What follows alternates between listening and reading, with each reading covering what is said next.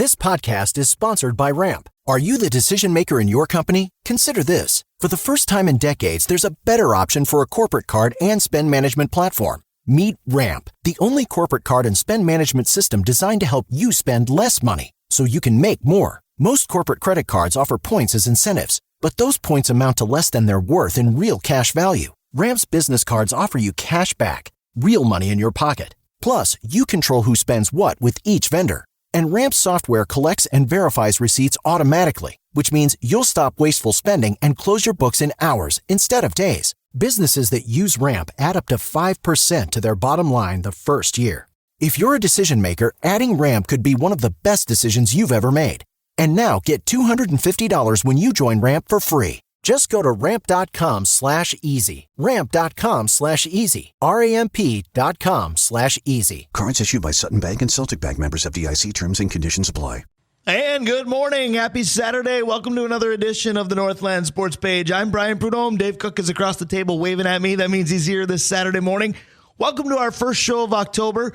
Arguably, but we can't argue about it right away, but arguably the best sports month on the calendar. It's right there. Well, when your baseball team is playing well and your hockey team's getting ready to go and your basketball team's beating teams in Abu Dhabi and your football team is lined up against the Taylor Swifts, the Kansas City Swifts, this is a really dang good weekend. And not to mention locally, you've got hockey, you've got volleyball. If you got it, you want it. What was the old Toyota? You asked for it, you got it, Toyota. Yeah, that's true. Isn't there Burger King did something like that too? I'm not sure. They're still having it your way, or you rule, or whatever it is. Yeah, right. So, I mean, there's all kinds of... We've talked about this already. Today might be one of those first get-off-my-lawn weeks for both of us because it's like, we don't know any new guys. All the old guys. Absolutely. It's going to be interesting because I got two questions from listeners this week, which it's nice to know we have two listeners, but they went like this. One of them said, well, with the Twins winning, please make your show 90% Twins. Are you going to do that? And I said, well, it's October. Yes, they are a headline for sure, but I don't know if I can go 90% with so much else going on. And then I got another question that said, you guys need to talk more hockey. Can you talk about the Wild getting started? Yeah, we can do that too because that's going to be here as well. So our first guest today, who's on the phone with us already, best way to kill two birds perhaps? Works with both teams? Yeah, we've talked about, iconics, right? There's certain iconic voices, and we've had them here, with Tom Hansen and Marsh Nelson going way back, and when you think and all the Twins announcers over the time, Gordon and all those and all those guys that just kind of bring the season. Anthony LaPanta means wild hockey to me, and he also does a lot of baseball. So you're right. Let's kill the two. I was going to say he's absolutely the right fit to start off the show. Anthony LaPanta with us by phone. Good morning, sir. How are you guys? Well, that's an intro that's going to be hard to live up to. I can tell you that. Iconic and LaPanta have very seldomly, if ever, been used in the same sentence. Well, that's just because you spend too much time around Russo, and he won't do that for you. But I feel like we do that to you pretty often. We give you a good billing in terms of an intro. Dave's got more for you. Yeah, I can tell you right now that my mother-in-law thinks that 100%. She will turn the game on, and there'll be all kinds of stuff, and she'll hear you and say, okay, the game has started. Everybody be quiet. Let's go watch the Wild. So little did you know you're iconic up here in Duluth, whether you meant to be or not. But thank you for being with us yet again. So I'm going to let you kind of guide the ship here because there's a lot of Twins talk that we can do. You're with the Wild, obviously, pretty much on the daily now. Where would you like to go first? Because one team is getting going and one team is taking us on a heck of a ride that continues in Houston. Yeah, well, I think the baseball team has finally captured the fan base here. I was talking with some friends of mine and it was a little disappointed is not the right word, but a little surprised maybe that throughout the late part of August and the month of September that the fans in the Twin Cities, it just didn't seem to be latching on to the team quite yet. And they were going to be in the playoffs. They were going to win the division. And I couldn't really figure out why you weren't getting some of the bandwagon, the casual fans to start to embrace the team. They were really playing well down the stretch. And even the first game of the playoff series, my daughter had texted and said, hey, we're wondering if we could come down from school, go to one of the games, and, could you try and help us get tickets? And I went online and looked, and I was like, you can buy tickets online for like $5 right now. Just go that way. And so I was kind of worried. I thought, I don't know what it is. Maybe it was just that the team was 500 most of the year and people were not really catching on, thinking, wow, they're just going to get in because it's a mediocre division and then they'll go nowhere. I don't know what it was, but then the atmosphere, once the fans got into Target Field and they filled it up on those 2 games against Toronto, the atmosphere was incredible. And now I think everybody's bought into this club, and it's an exciting team to watch because they have some of the things that the previous Twins playoff teams, and I'm talking about the teams during this 2002 to now era, not the 87-91 clubs, but from all of these teams that have been playoff teams, this team has a couple elements that none of those had, and it starts with a 1-2 punch at the top of the rotation in Lopez and Gray.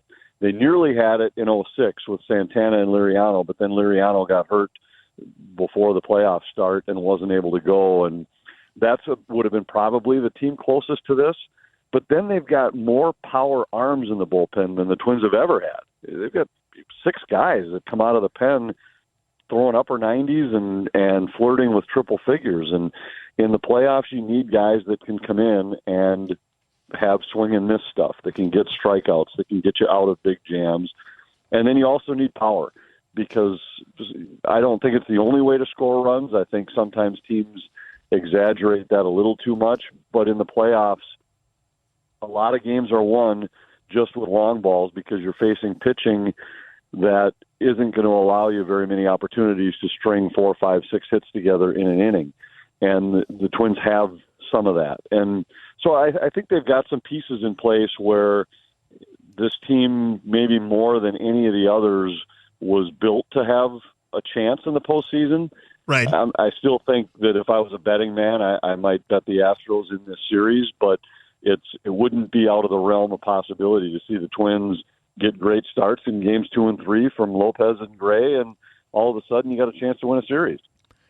It would certainly be interesting, especially when it gets back to Target Field, because I love that you brought up the atmosphere from those 2 games, because obviously being up here in Duluth, I just watched on TV, and frankly, because it was during the afternoon, I was watching some of it casually because the job just made that happen. But at the same time, you were able to go by a lot of the sound, and the crowd was into just about every pitch. You've been to so many events. I mean, you've seen the X Rock because this state loves hockey. We all know it. Where did it rank in terms of volume? And oh my goodness, just the atmosphere that's being brought by the state of Minnesota and the fan base. Yeah, it would be hard to say, like, well, it ranked with this, but I will tell you, it was the best atmosphere I've ever seen at Target Field. It was loud, and, now keep in mind that, like in 20, when they had their playoff series there, with Houston, there was no fans. They had just a game here in the 19 series. So it's hard. They haven't had back-to-back days like that at Target Field, but I thought it almost felt like Metrodome kind of noise. Exactly. It was that kind of roar, and they were in every pitch. It wasn't just a 7th, 8th inning that came to life. I really, and that's what it kind of caught me by surprise, because of the fact that even late in the regular season, on nice nights in September, I don't know what the actual in the stadium attendance was. I know there were a lot of nights they were 18, 20,000 tickets sold, but it felt like maybe 8 to 10,000 actually in the stadium. And it just, and a lot of them leaving early, even from close games. So I was really worried that I thought there might be 40% Toronto fans in the stadium when they played the Jays during the regular season. It was pretty close to 50-50 Jays fans and Twins fans, but it was nothing like that in these 2 playoff games. It was a raucous crowd, and I happened to run into we were flying to Chicago with the Wild on Thursday, and the Twins were leaving for Houston I think they were leaving maybe an hour behind us, but there were some of the Twins personnel in the charter terminal already when I got there, and so I had a chance to chat with them, and they say the tickets for this series with Houston were disappearing fast, if not gone already. So I think the team now has caught the attention of Twins territory, and boy, if they could just even get one of the 2 down in Houston and come home with a guarantee to play 2 games at home, I think we'll see a fan base really get into this club. So, Anthony, last week, Brian and I were talking, and our topic was guys who drive the bus versus guys who are just passengers, right? And for the last year and a half, we've been talking about how Carlos Correa is this big money, doesn't get much done, and now all of a sudden the conversation has turned. What's your opinion on Carlos Correa's season, and then specifically the last 2 games, which he's been, the guy driving the bus? Well, yeah, it's interesting. I think Correa's situation, I think there's a little skepticism maybe from a lot of Twins fans because of the way the contract worked. He signed the deal last year, could have stayed here for 2 more years at making more money than any of the rest of us will ever see in our lives. And he opted out of that contract, which immediately had Twins fans, the way Minnesota people get, where they're insulted by the fact that he didn't just want to stay and be a part of things. Tried desperately to sign with 2 other teams. But he wanted to go elsewhere. And when those 2 teams both said no, then he comes back, and I just think there were a lot of fans who hear him say, this is where I wanted to be. Well, I mean, everybody knows that's not the truth. If this was where you wanted to be, you could have stayed here on the last 2 years of the first 3-year deal. You could have just re-signed here and not first tried to sign in San Fran and then New York. So I think there was a little bit of that, and I don't know if that had an impact on how he was seen by Twins fans, but the guy can play defense at a generational level. There's nobody in the game, and there hasn't been anybody in the game that I think plays the shortstop position better than him in the last 15, 20 years. And that is significant. And those things they have a way of popping up at big times. But I think the guy that's driving the bus right now for this team is Royce Lewis. He's the guy that when the lights are the brightest, when the stage is the biggest, he wants to be the guy at the plate. He wants to be the guy in those spots. He just continues to come through. It has amazed me down the stretch where when this is a rookie and he's not even 162 games into his big league career yet. Right. And yet every challenge that was presented, he not only handled the challenge, he crushed the challenge. The team couldn't get a hit with the bases loaded. All of a sudden, Royce Lewis is hitting grand slams seemingly on a weekly basis. The game 1 of the playoffs, he's been out 10 days. He comes back and hits home runs in his first 2 at-bats. It's just, he's got that, whatever that it factor is, that the special athletes, that the truly elite players have. And I was talking with some friends of mine yesterday, and it sounds crazy to say this at this point in the guy's career, but this guy, I think this guy will be an MVP at some point in his career because not only does he have that swagger, he has the ability to back it up, and he just plays the game with a joy. He's always got a smile on his face. It's infectious. The teammates love him. And, he's the guy that if this team is going to make a run, if this team is going to have a chance in this series, he's going to be the guy. And the truth is, I'm not trying to diminish what Correa brings because he brings a experience level that nobody else in this roster has. He solidifies the infield at the shortstop position. But he's never been a huge offensive producer in his career. If you look at he's been a solid hitter, but he's never been the guy that's carried an offense. Lewis can carry an offense. And I think, we saw it in this series. I was going to say, it was straight out of the natural this series, yeah. Yeah.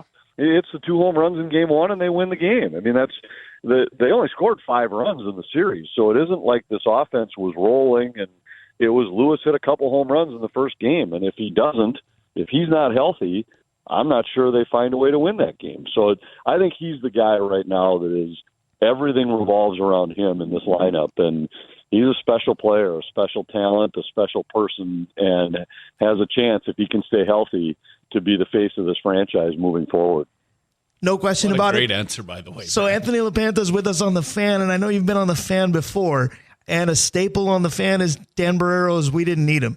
And when I saw that Jose Barrios was slated to pitch game 2 of that series, I was like, oh boy, he's going to spin a gem, and all the "we didn't need him," whether it's a bid or not, are going to come out with flying colors. Well, what actually ended up unfolding was, for some reason, John Schneider decided after 3 innings, we, as in the Blue Jays, didn't need him either. Everybody's had a take on this. I know what analytics are, but I know how crazy analytics can get. What went through your mind? What's your take on the Jose Barrios early exit? Well, if you're asking what went through my mind as a Twins fan, it was Thank you. Right, yeah. If you're asking like from a baseball analyst type position, it was a head scratcher. And I shouldn't say that. I understand why they do this, but I am an analytics guy. I'm a numbers guy in every sport. I love people who are trying to come up with new ways to evaluate or predict what a player is going to be able to do in a certain situation. But there's a place for it. There's also an eye test. And so with the Minnesota Wild, I chat with their analytics guy almost I wouldn't say daily, but for sure I'd say every other game, because I just love to see if his analytics numbers support what you think you saw. Was this guy really as good as what he appeared? Was this guy really as lousy as he appeared? Does this line combination statistically say that it's as good as what they appear? And I think with baseball, it's the same kind of challenge. And I think the Wild have a great balance of it because their analytics guy, a guy named Matt Sells, he's also a hockey guy. So he looks at the numbers, but he also has an idea of this looked like it was really good. I'm going to see if the numbers support it. Where I think in baseball there are some teams, and there are times I think that the Twins are on the leading edge of using analytics.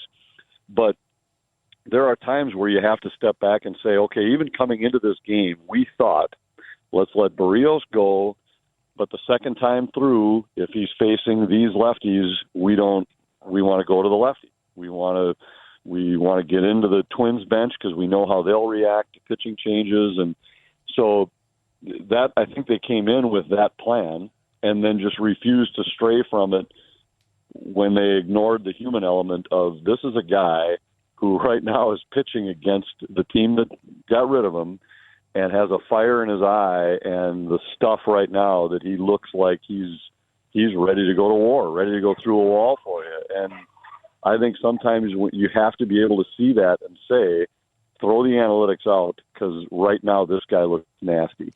And when you look at what he had done the first time through the lineup, it wasn't like it would have been different if Kepler had hit one to the wall the first time around or something, and you're saying, boy, we don't want to let him pitch to him again. So I just thought it was over managing. I thought it was a mistake. It turned out to be just that. And sometimes if you rely exclusively on analytics and ignore the eye test, that's what you're going to get. Absolutely agree with that. So the Twins and the Wild both use analytics. The Twins have playoff success. The Wild are hoping for it. Let's switch to the Wild. What excites you for this season? What concerns you for this season? And maybe specifically, how concerned are you about the latest Jared Spurgeon news? Well, the Spurgeon news is disappointing because it's, you're starting the season without your captain, without the big part of your team for sure. Your number one for your first pair defenseman. He's on your top penalty kill, on your second power play. And it's a big loss. I don't think it sounds like it's something that could either hamper him or affect like long term into the season, but it does sound like we may miss him for the first month. So it's just a lousy way to start the season. You go in with such high hopes, high expectations, and this year I think they were really stressing let's be ready to go right from the start. After the way they started last season, I think there was 20 goals allowed in the first 3 games, and just didn't want to dig themselves that kind of hole again. So there was a lot of emphasis on, and it was even the way they set their lineup for these last 2 preseason games. Let's have our opening night NHL lineup in these 2 games because we want to hit the ground running Thursday night against Florida. And now to be derailed like this is tough. But yeah, I think the excitement level's high. I think this team is a definite playoff team, and I don't think that the difference between Minnesota and what I'd say the top 2 teams in the division, Dallas and Colorado, I don't think the divide is very wide between Minnesota and those teams. So I think it's going to be a great race, and hopefully they can withstand this Spurgeon injury. This is why it's nice to have a guy like Alex Kolakowski as your 7th defenseman, a proven NHL guy. He can run maybe you can't lean career for 82 nights. You certainly can lean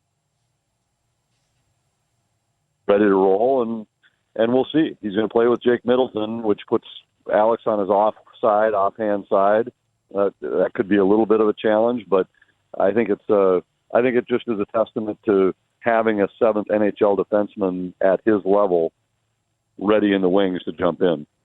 Yeah, I think you're 100. We were talking about that earlier. It's 100% right on that. The question is now that you've taken one chunk of depth away, who's next? Who's the next guy up? I mean, is it going to be Lambos? Is there somebody that you've seen that you're like, okay, that kid's NHL ready at least to serve in a pinch?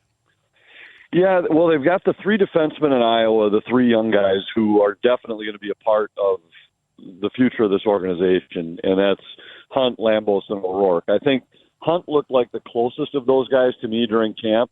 I know he had a little injury setback late, so if they needed somebody right now, like this week, my guess is you'd probably see Dakota Murmas come back just because he's more of a veteran guy.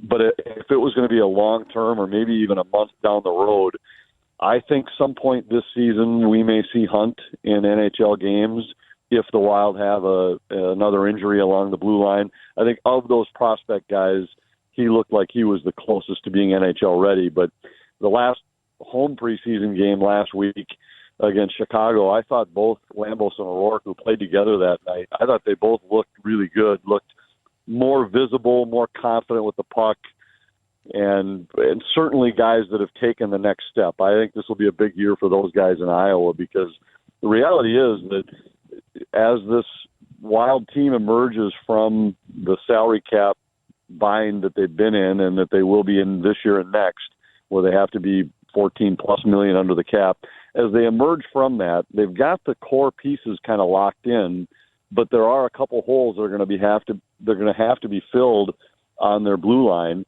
And when guys like Merrill and Goligoski's contract are up, and so you're talking about your 6-7 spot and maybe a 5 spot if Kalen Addison doesn't prove that he can handle it. So that's when you're going to need those guys to slide in and be ready to compete and contribute at the NHL level.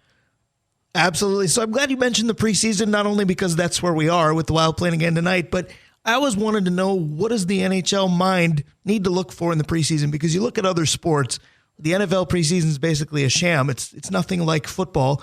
Baseball is so long and different that it's just a different animal altogether. The NBA, the Wolves, they really took Dallas to the woodshed the other day. Do we get excited about that or not? What do you look for as you watch a preseason game? Well, it depends on the team, and it depends on the year, because there have been some years where there were legit roster battles going on. This year, that's not the case for Minnesota. This roster was essentially set. This year it was more about just getting your team ready. There literally wasn't one question as to who would make this team. I suppose maybe a mild question if Marco Rossi was dramatically outplayed by one of the young guys, but I don't think that was even a chance. I think this lineup was set when camp broke, and barring injury, this was going to be their opening night roster. So this year for the Wild, it was more get everything polished up, get guys game ready, get guys up to game speed, get these last couple games to have everybody playing with their line mates, and make sure that they had opportunities there. You're right. Baseball's all about, they need to have a month of spring training games because pitchers need that much time to get their arms stretched out. The rest of the players, they'll tell you hitters and fielders would say, we need 2 weeks, but they need a month because you got to get arms going. Football, they've changed now to all these joint practices, which I'm a high school football coach. I'd rather practice that way, where you have more control over the situation than going into a game hoping we end up with a few 3rd and 8s so I can see what we want to do. We can just do it right here at practice. Oh, I was going to say, you can incorporate that. Totino, do they have joint practices next season? Or you got 3-4 weeks left, you can do it now. We do it during the summer. We do a lot of that with other schools, and just for that reason, we want 10 plays of pass skeleton against you guys, and instead of going into a preseason game where now we can't control it, we can control it. We can blow the whistle when we want to blow the whistle. We can set the contact level to whatever we want it to be, and so I see why NFL teams have done that. With hockey, it's a little different because of the physical nature of the sport, that guys, they don't want to get hurt. So it isn't like you're having it isn't going to be as physical and as intense, but you have to be able to play at game speed against other NHL guys. So most teams will, their last couple, for sure their last home game, they want their NHL lineup. Tonight, I'm sure Dallas will leave a few of their veterans at home, but like what we saw in Chicago Thursday night when we were in Chicago, we saw Minnesota's lineup and pretty close to Chicago's. I think there might have been two guys that will be on Chicago's opening night roster that weren't in the lineup that night. They wanted to take one more look at their fifth line, so to speak, to see which of those guys were going to make the club. But we'll probably see pretty close to Dallas's lineup tonight, and they need those couple games. But most former players I talk to say things like, you know what, the NHL, the camp's too long, the preseason's too long. They'd rather see camp shortened by a week or a week and a half, maybe play 4 preseason games instead of 6, and then add a week into the regular season. Eliminate 3 or 4 back-to-back games over the course of the season. Start the season on October 5th instead of the 12th, and then say, all right, now we can stretch out those 82, because back-to-back games are, I think those are tough. They're always unfair because most times one team's playing on the second of a back-to-back and the other's not. And so one team's had to travel where the other is not. If you could eliminate a couple of those, I'd love it. So with all that said, I was just watching some highlights this morning, and Sidney Crosby last night dropped the gloves with Peyton Krebs in a preseason game. Oh, boy. So maybe we're taking it more seriously than we thought. Yeah. Yeah, we're talking about where guys, they don't want to get hurt, so the physicality isn't up to – and then you get some situations like the Spurgeon hit the other night. I mean, this is a donkey for Chicago that's trying to open some eyes, and he's a fourth-line guy at best in his career. He's trying to show management in Chicago that there's a place for him on an NHL roster. So he's taking runs at guys who are veteran guys just trying to make sure that they get through preseason healthy. And I'm not saying it was necessarily a cheap shot, but it was an unnecessary hit in a preseason game.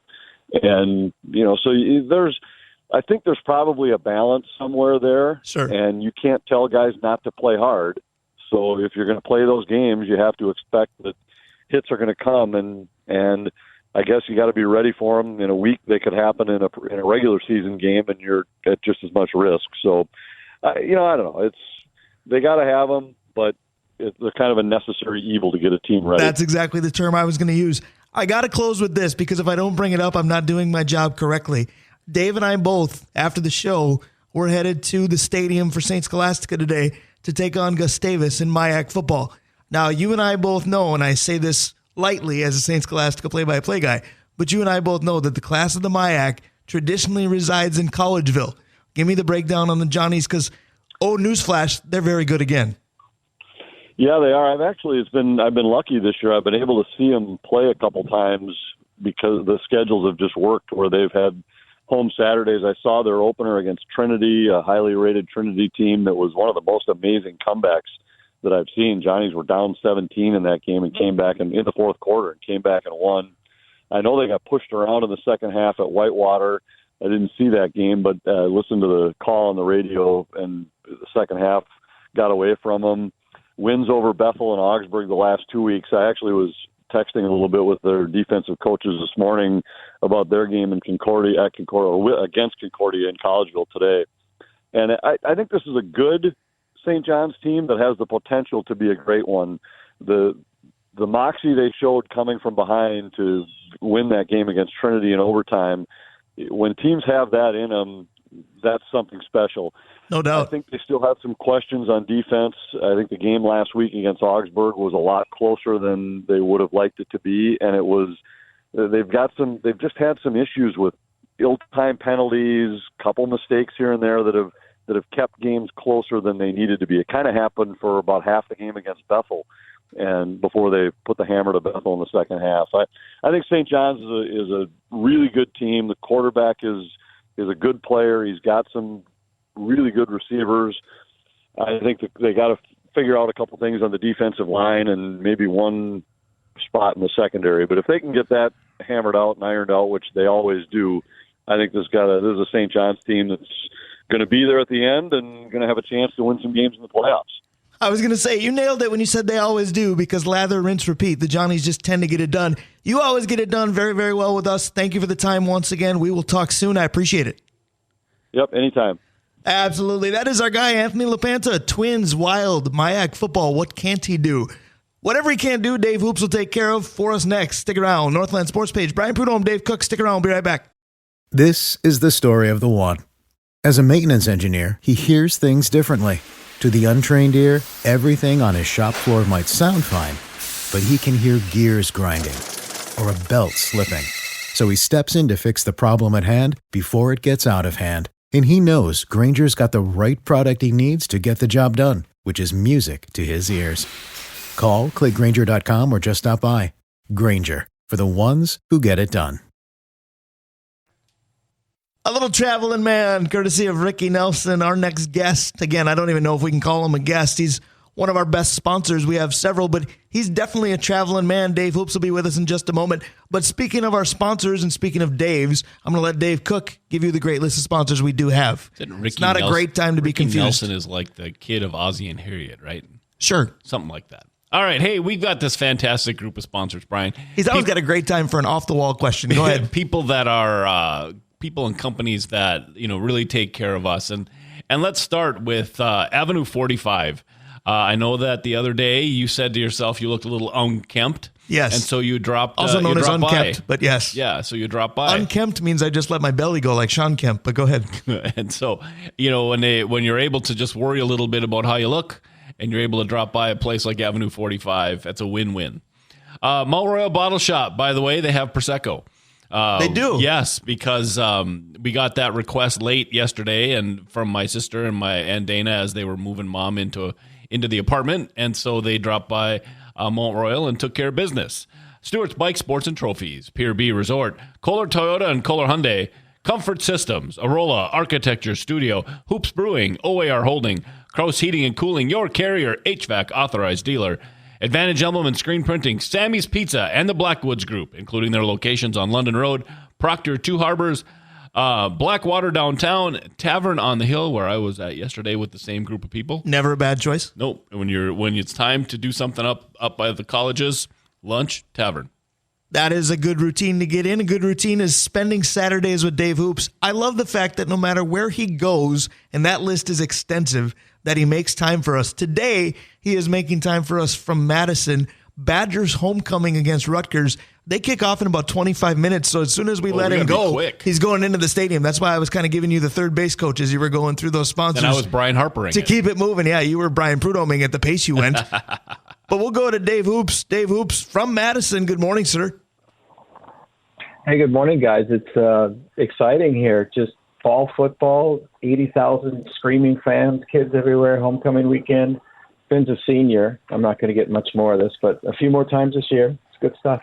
Yeah, absolutely. Soak it in. Speaking of soaking it in, October is going to be great for that. That's how we opened the show before we went right to Anthony LaPanta. And I'm sure as I list the litany of activities you could choose from, I'm going to miss some things, but there's college volleyball, college football, college hockey got going, high school football, volleyball, soccer, you name it. We've all been part of it, tennis. And then we've got the professional sports. The Twins are on fire. We hope that continues. The Vikings have been a bit of a dumpster fire. We hope that doesn't continue. The Wild and Wolves are right around the corner. October, man, this is great. It's so great. And this weekend, after this game, we've got the Twins. Tomorrow, we've got a signature win coming. And after that, we've got the Twins on a night game. Game one, Korea going back. You can't make this stuff up. It's so great. You can't, and I love your level of optimism as always. I know you've got it again today. But speaking of level of optimism, how was it at the brewery this week? Because I know that you had a deal where if you had Twins Garb on, I think you got a free taster from you guys. How were the games at the brewery? They were great. Now, I really enjoyed your last segment because you've been listening to me all year long. I've gone to a bunch of games. I, like you, believe in this team and always believe. And the fans were tepid and people were hard on the Central or the North, whatever division we're in. We have 2 less wins than these guys. And game one at the brewery, just like with the Twins, started out slow and it got better. And by game 2, it was packed in there. I didn't want them to have a game 3, even though it would have been great for the brewery, right? I don't want any chance. I was going to say, the business perspective is one thing. The sports fan is another. Go ahead. Yeah, no, people are we knew this would happen. And every year when the Twins do well, and this history shows this, people all of a sudden care. And that's great because it makes for really fun, and every pitch matters. And bandwagon fans, God love them. We need them. So let's go. Yeah, it's just a different vibe because even for me, I can be, pessimistic or part of a defense mechanism, just kind of waiting for the other shoe to drop. And there were times during game one where I thought this is going to go awry because annually it does. And then a couple times when it didn't. By the latter moments of game one and certainly in game two, dare I say I expected things to go fairly well, which concerns me going to Houston today and tomorrow because, Justin Verlander, his resume against the Twins alone is ridiculous. His playoff resume is ridiculous as well. But I give the Twins a good shot here. Now, if I was on social media, somebody would say, well, you're ready to get hurt again. But I feel good about this team. Now, if they lose, people could say, well, you were crazy. No, not necessarily. It's just it's a good vibe around the Twins right now. Well, we say this all the time. We have the gift of great seasons like this year, where we were in first all year. We have the gift.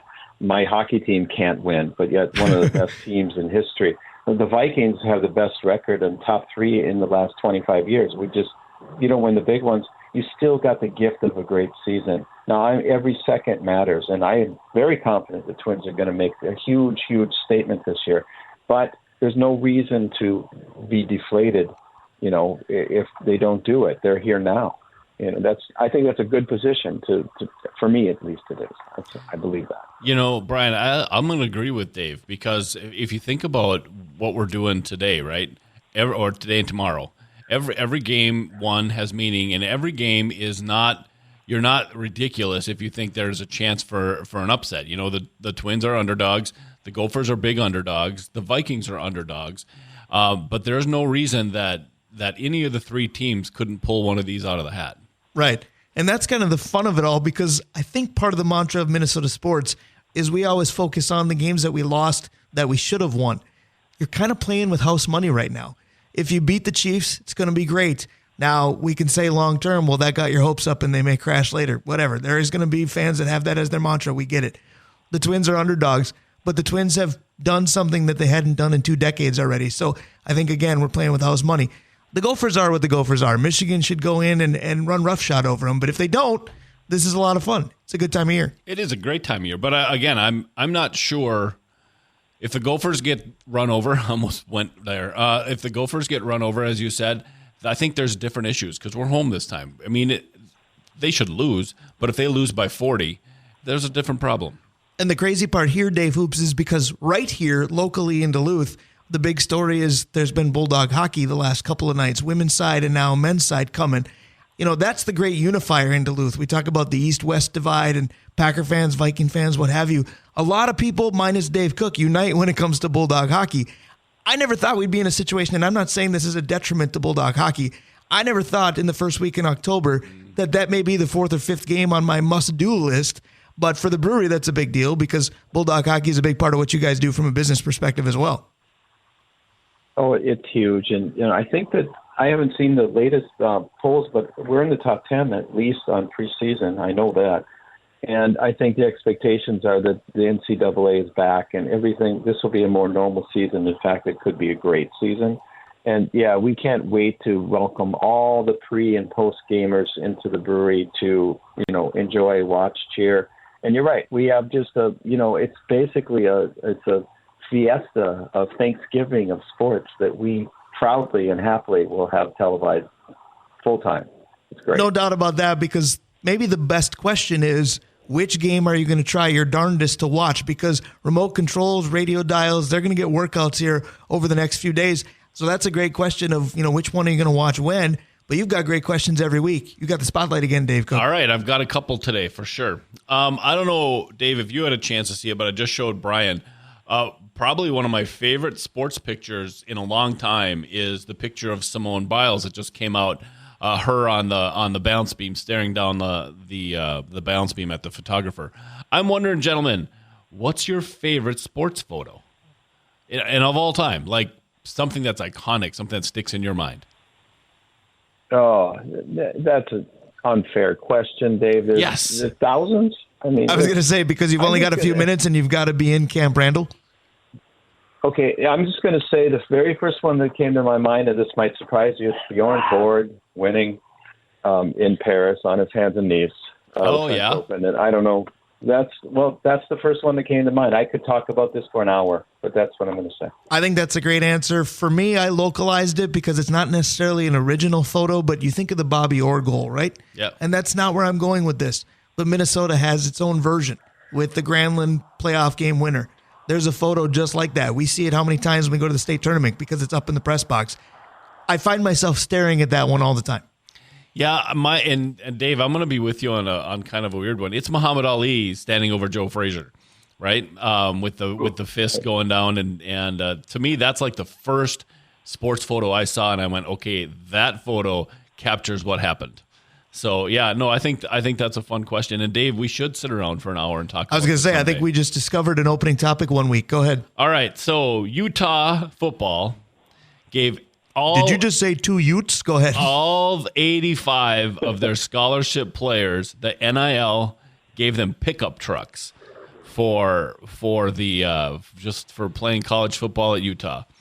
Are we getting to the point where this NIL and college football it's ruining college football as we know it and turning it just into professional? Certainly didn't help them last week, did it? But let's see here. That's a tough. I think that college athletes should be paid because of what they do for their schools and what it brings to youth education and just the vast amount of money. That's a really hard question, Dave. I think everything that look what the Big Ten is doing right now. I love Oregon, but they shouldn't be in the Big Ten. I mean, we could talk about that all day too. No, I don't think they're ruining college sports, but I think we're on the way towards, having to have a reckoning. How's that for kind of a duck out answer? Yeah, some sort of intervention. Of course, an Oregon fan is going to duck away from a question, but At the same time, I'm going to answer your question with a question because you said, I want to make sure I heard it correctly, is it ruining college football as we know it? The answer to that is yes, but the difference is as we know it's supposed to be the way it's going to continue to be.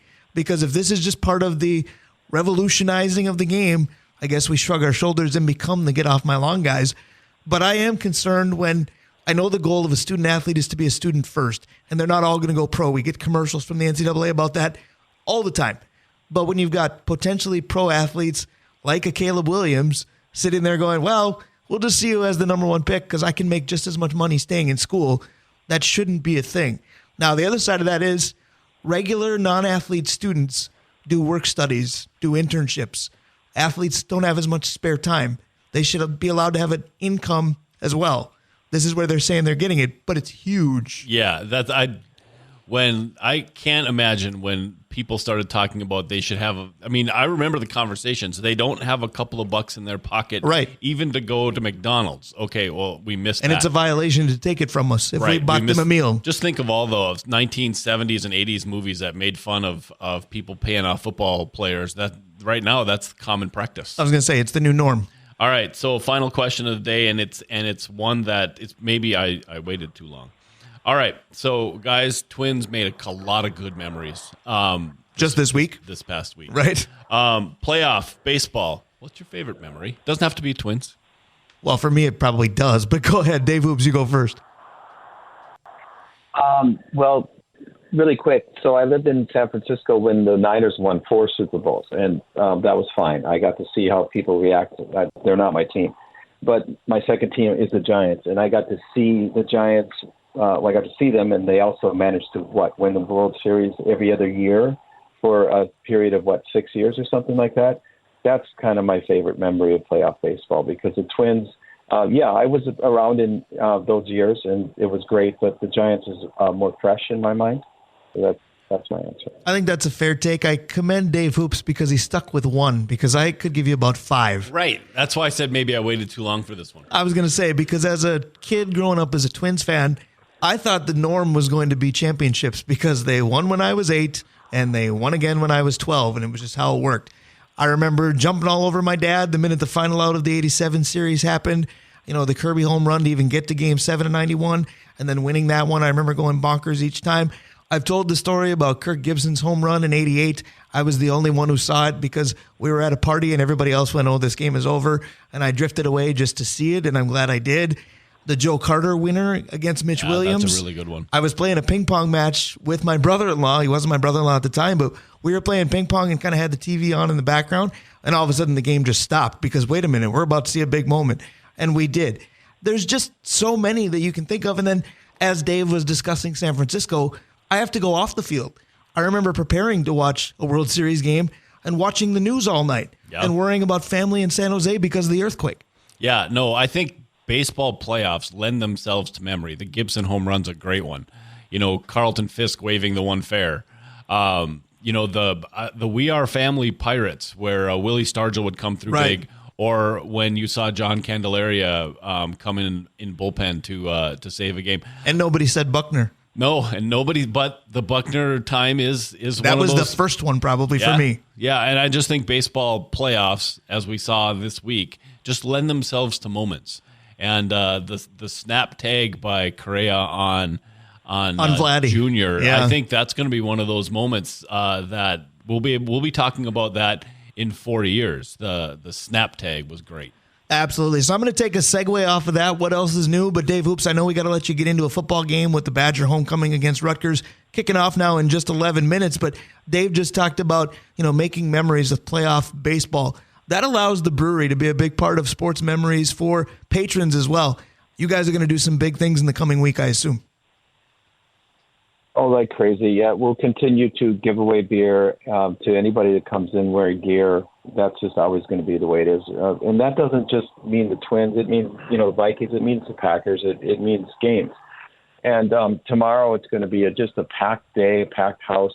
And we've got all these new beers, which we talked about last week. But the other great thing is now that hockey started, Rink Rat, it's back. And every time you buy a pint, money goes to youth hockey. I can't say anything that makes me prouder than that.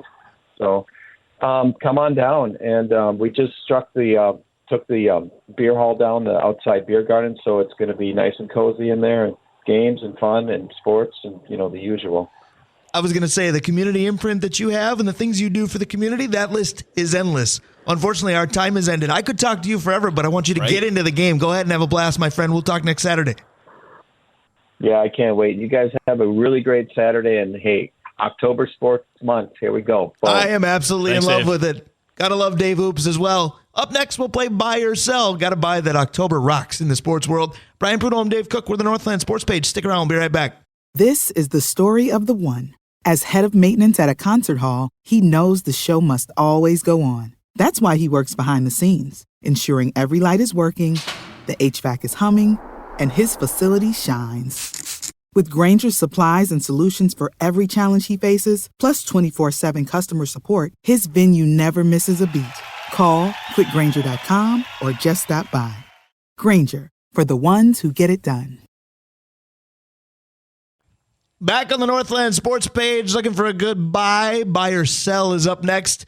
Tell you what, Brian Prudhomme, Dave Cook, I don't think either one of us are big-time country fans, but even though radio is not a visual medium, we both get into that one. Yeah, that's a really good song, though. Whether it's country or whatever else, it's fast-paced, it's a little gritty. I like those songs. It is very fast-paced. I'd love to know if I got a chance to chat with John Michael Montgomery ever about it. I would have asked, where did that one come from? What was the origin of the idea? Because you look at the pace of that song, and I thought, John Michael Montgomery really liked the Micro Machines commercials back in the day and said, you know what? I can sing that fast. Yeah, well, exactly. When he went the whole auctioneer. Yeah, right. Yeah, that's good.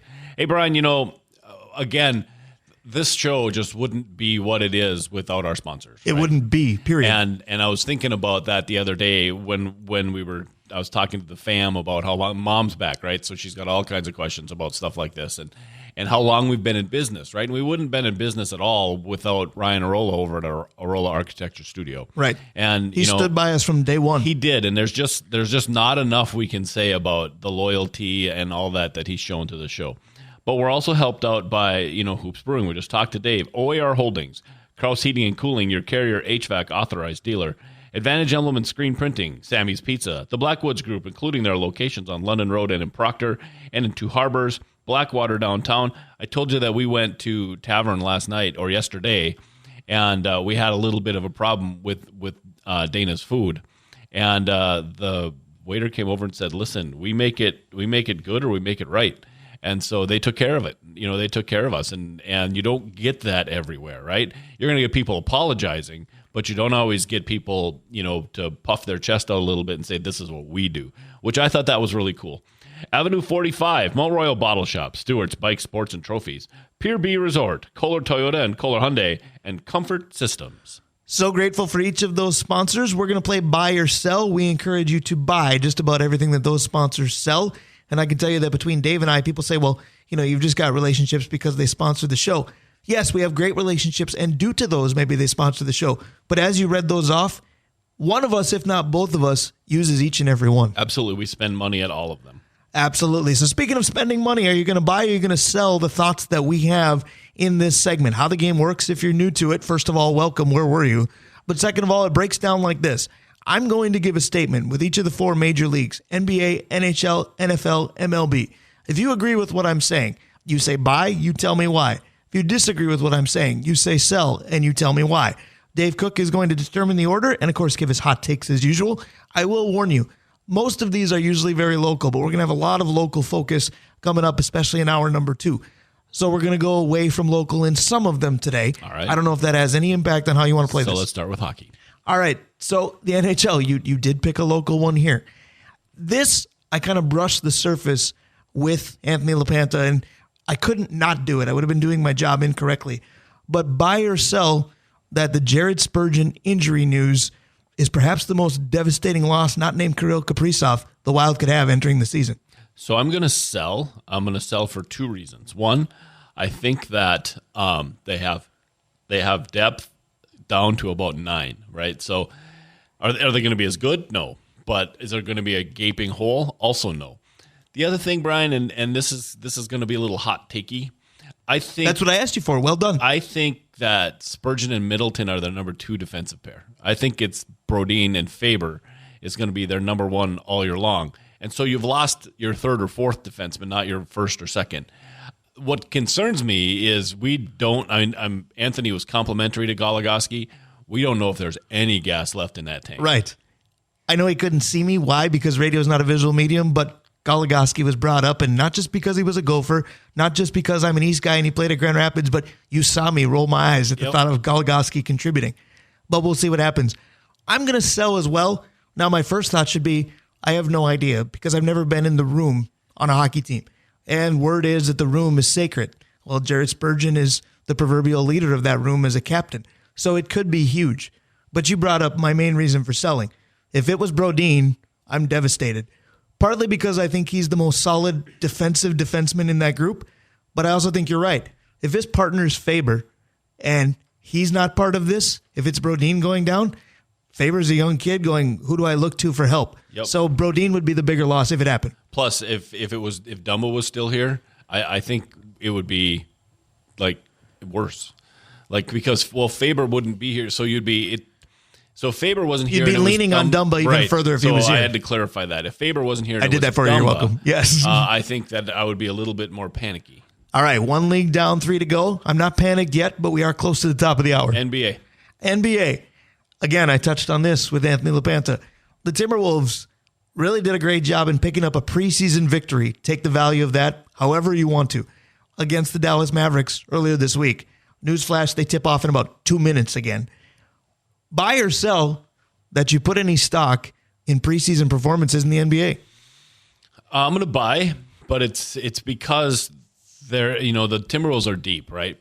But they need Luka Garza to get time. And so if you see some of these bottom roster guys start playing, Wendell Moore Jr., the rookie kid, the Miller kid, if you see those guys are getting playing time and they're producing, I think that's important. If Anthony Edwards plays, it doesn't matter. I'm going to buy as well, but I'm going to buy for a little bit different reason. I think if they have an opportunity to play Towns and Gobert together more and more and more in games that don't matter because they didn't play together very often at all, that's only going to help you. Mm-hmm.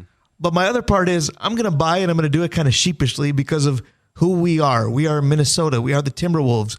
We are not a team really known for a lot of success.